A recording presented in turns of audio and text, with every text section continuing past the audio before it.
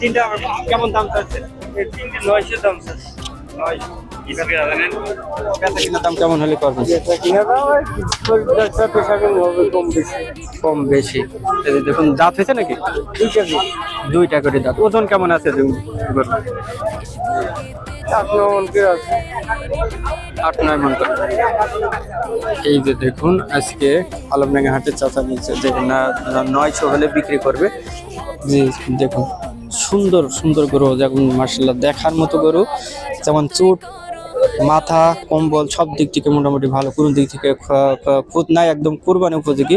যেগুলো বিক্রি হবে কোরবানিতে, এইগুলো নিয়ে যায় পারলে এখন কোরবানিতে বিক্রি হবে সেই কোয়ালিটি গরু। দেখুন পারফেক্ট কোয়ালিটি একদম।